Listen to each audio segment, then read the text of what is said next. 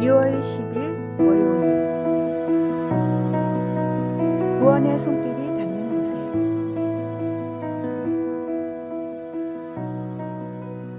깊은 산속 절벽 근처에 한 젊은 수도자가 살았습니다. 그는 매일 새벽 절벽 끝에 서서 해가 떠오르는 모습을 바라보며 기도했습니다. 어느 날 그는 절벽 아래에서 도움을 청하는 소리를 들었습니다. 한 등산객이 절벽 아래 좁은 바위 틈에 갇혀 있었습니다. 수도자는 즉시 긴 밧줄을 가져와 한쪽 끝을 단단한 나무에 묶고 다른 쪽을 등산객에게 던졌습니다. 하지만 등산객은 밧줄을 잡으려 하지 않았습니다. 왜 밧줄을 잡지 않으시나요? 수도자가 물었습니다. 전 제 힘으로 빠져나갈 수 있습니다. 다른 사람의 도움 따위는 필요 없어요. 등산객이 대답했습니다. 시간이 흘렀지만 등산객은 여전히 바위 틈에 갇혀 있었고 해가 저물기 시작했습니다. 추위와 공포가 그를 엄습했지만 자존심 때문에 도움을 받아들이지 못했습니다. 수도자는 포기하지 않고 말했습니다. 당신이 밧줄을 잡는 것은 제가 구하는 것이 아닙니다. 오히려 당신이 저를 구하는 것입니다. 당신이 그 밧줄을 잡지 않으면 저는 평생 한 생명을 구하지 못했다는 죄책감에 시달릴 것입니다. 이 말을 들은 등산객은 잠시 침묵하다가 마침내 밧줄을 붙잡았습니다. 수도자의 도움으로 그는 안전하게 절벽 위로 올라올 수 있었습니다. 구조된 후 등산객은 수도자에게 물었습니다. 어떻게 제 마음을 열게 만들었나요? 수도자는 미소를 지으며 답했습니다. 진정한 구원은 주는 사람과 받는 사람이 따로 없습니다. 우리는 모두 서로를 구원하는 존재입니다. 당신의 자존심을 지키려다가 오히려 제 영혼을 아프게 할 뻔했듯이 우리의 교만이 때로는 다른 이의 구원까지 가로막을 수 있습니다. 오늘의 말씀.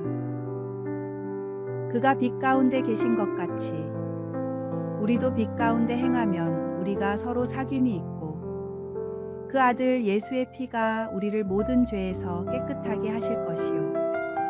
오늘의 만나. 구원은 멀리 있지 않습니다. 우리가 진심으로 손을 내밀 때 주님의 은혜는 이미 우리 곁에 와 있습니다.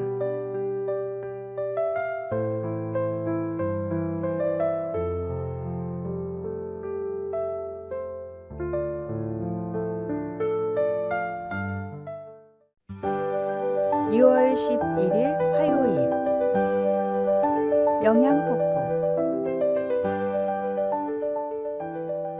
2004년 한 생태학자는 미국 옐로스톤 국립공원의 놀라운 변화를 기록했습니다.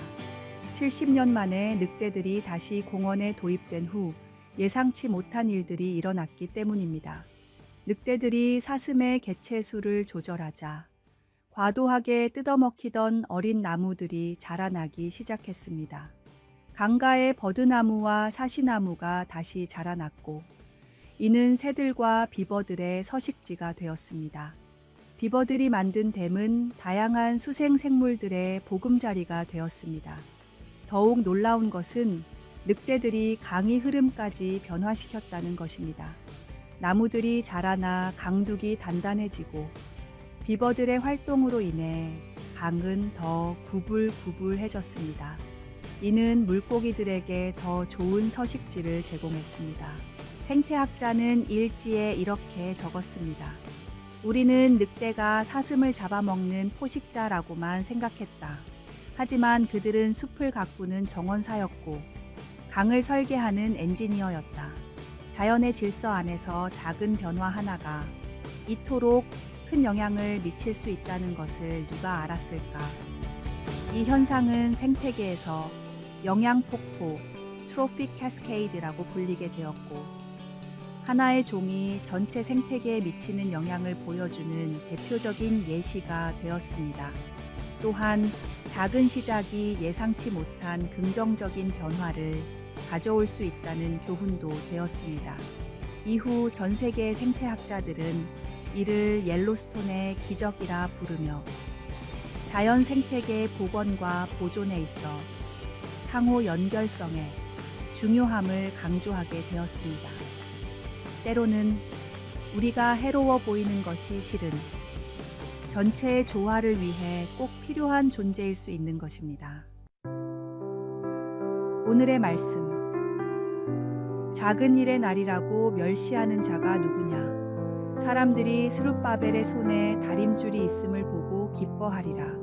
이 일곱은 온 세상에 두루 다니는 여호와의 눈이라 하니라. 오늘의 만나. 모든 존재는 그 자체로 하나님의 창조 안에서 중요한 역할을 맡고 있으며 작은 변화조차도 하나님의 계획 안에서 놀라운 선순환을 이루어낼 수 있습니다.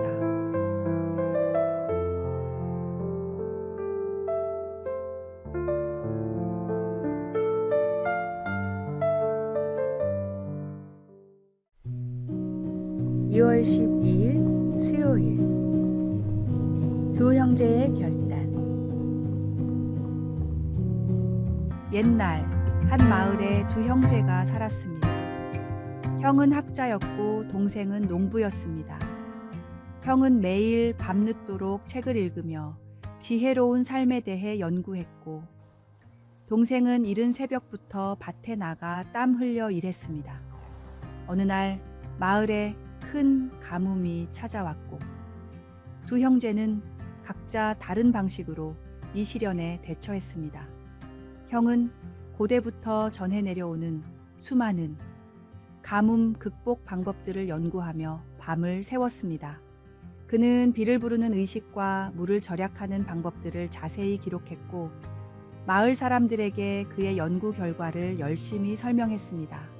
반면 동생은 새벽마다 마른 땅을 더 깊이 파서 수분을 찾았고, 물이 덜 증발하도록 지프로 땅을 덮었으며 가뭄에 강한 작물로 바꾸어 심었습니다. 시간이 흘러 추수의 계절이 되었을 때 형의 밭은 메말라 있었지만 동생의 밭은 푸르게 자란 작물로 가득했습니다. 이를 본 마을의 현자가 말했습니다. 지혜로운 말씀을 아는 것은 귀한 일이지만 그것을 실천하지 않는다면 메마른 땅과 다를 바 없네. 반면 배움은 적지만 행동하는 자는 거친 땅에서도 열매를 맺을 수 있다네. 진정한 지혜는 행함에 있는 것이니라. 이 이야기는 많이 알고 있다는 것보다 적게 알더라도 실천하는 것이 더 중요하다는 교훈을 전하고 있습니다. 야고보서의 말씀처럼 말씀을 행하는 자가 되고 듣기만 하여 자신을 속이는 자가 되지 말라는 진리를 보여주는 것입니다. 오늘의 말씀. 너희는 말씀을 행하는 자가 되고 듣기만 하여 자신을 속이는 자가 되지 말라. 오늘의 만나. 지혜는 머리로 배우는 것이 아니라 손과 발로 실천할 때 열매를 맺습니다. 배움보다 중요한 것은 그것을 행동으로 옮기는 용기입니다.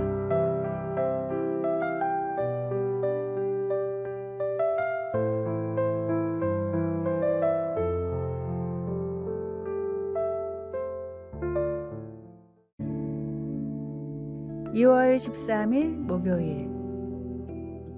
동전 속에 비친 비밀. 고대 로마의 한 시장에서 일하던 상인이 있었습니다. 그는 매일 아침 자신의 가게 앞을 쓸며 하루를 시작했는데, 어느 날 한 늙은 노예가 그의 가게 앞에서 쓰러진 것을 발견했습니다. 노예는 며칠 동안 먹지 못해 지쳐 있었고, 상인은 그를 일으켜 물과 빵을 건네주었습니다. 노예는 감사의 표시로 자신이 간직하고 있던 오래된 동전 하나를 상인에게 주었습니다. 이 동전에는 비밀이 있습니다. 당신이 누군가에게 친절을 베풀 때마다 이 동전을 바라보세요. 그러면 놀라운 일이 일어날 것입니다. 상인은 그 말을 믿지 않았지만 동전을 받아 주머니에 넣어두었습니다.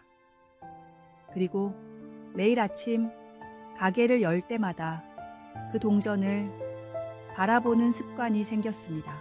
신기하게도 동전을 볼 때마다 누군가를 도와주고 싶은 마음이 커졌고 그의 작은 친절들은 시장 전체로 퍼져나갔습니다. 세월이 흘러 그의 가게는 시장에서 가장 번창하는 곳이 되었습니다. 사람들은 그의 가게를 행복한 가게라고 불렀고 어려운 이웃들은 그곳에서 항상 따뜻한 위로와 도움을 받을 수 있었습니다. 많은 시간이 지난 후 상인은 우연히 그 동전을 자세히 들여다보게 되었습니다.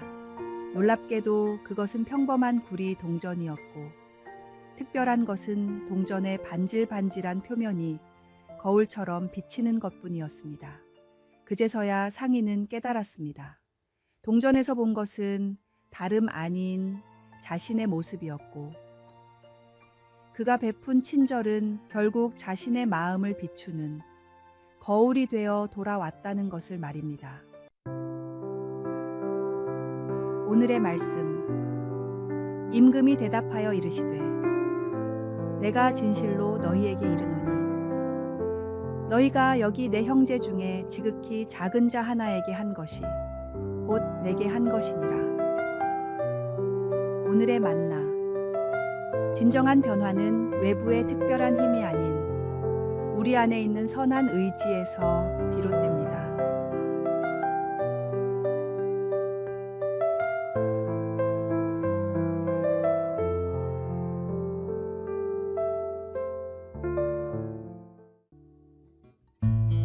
(2월 14일) 금요일 씨앗의 여행. 어느 봄날 바람을 타고 날아온 3개의 씨앗이 있었습니다. 첫 번째 씨앗은 스스로를 장미라고 확신했고, 두 번째 씨앗은 자신이 소나무라 믿었으며, 세 번째 씨앗은 자신의 정체를 알지 못했습니다. 첫 번째 씨앗은 화려한 정원에 떨어졌습니다. 이곳이야말로 나에게 완벽한 곳이야. 그러나 시간이 지나도 씨앗은 장미가 되지 못했고 정원사는 그를 뽑아버렸습니다.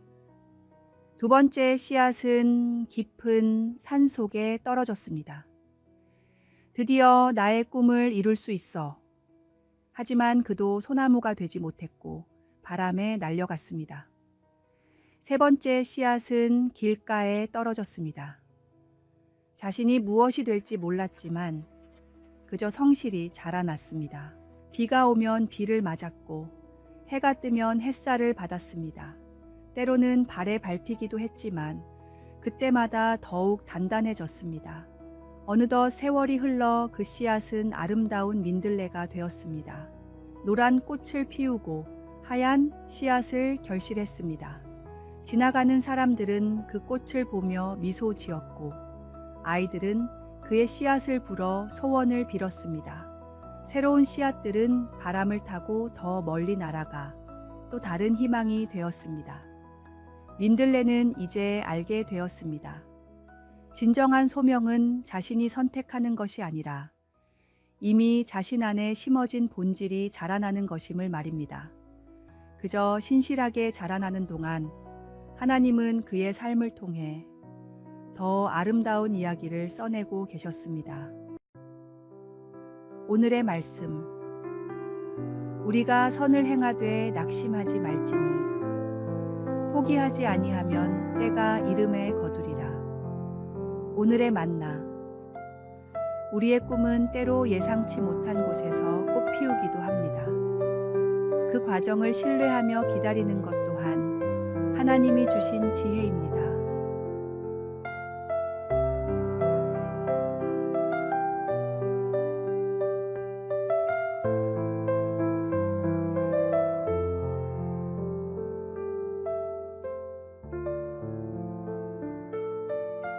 아래의 빨간색 글자 구독을 누르시어 더 많은 전도의 열매를 맺으시기를 기도합니다.